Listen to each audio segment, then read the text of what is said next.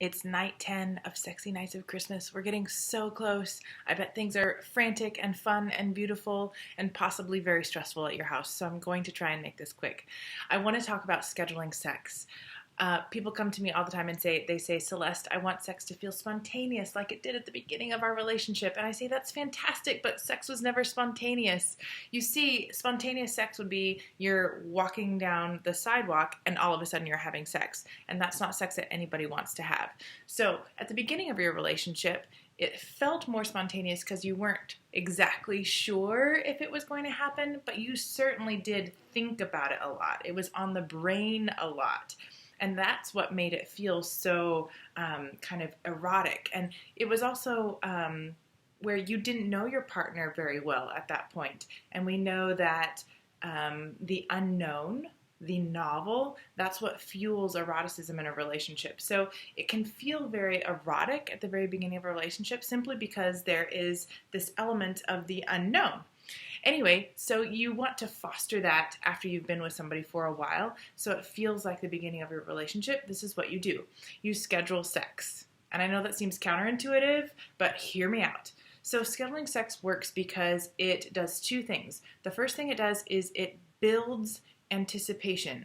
Just like you had sex on the brain way back when you were first together and first having sex, I want you to put sex on the brain again. So when you schedule sex for Thursday night, you can start thinking about and chatting about sex all the other nights of the week. So, hey babe, I can't wait until Thursday, or sending flirty texts, or whatever you need to do to build anticipation. So that's the first thing it does. The second thing it does is it reduces anxiety. So maybe one of you feels anxious about sex ever being on the table again, ever. And one of you feels anxious about initiating a sexual experience because it is not as easy for you to get into the mood.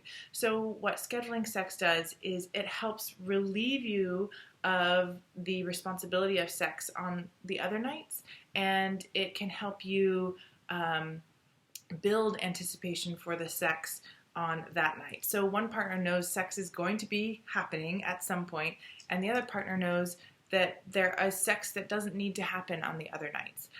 So scheduling sex can be very, very helpful for a relationship, but it has to be done correctly, and there has to be follow through. If you schedule sex for Thursday night, you have to have sex on Thursday night. You have to make it happen, or else it can kind of breed some other things like resentment.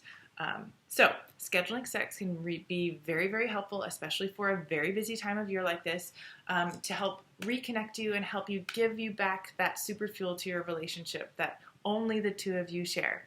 I hope that's helpful on this 10th night of Christmas. I can't wait to see you tomorrow night. If you're looking for more help on your sex life and you are female or own a vulva or vagina, please check out my link below to my course that starts on January 8th. I'll see you tomorrow.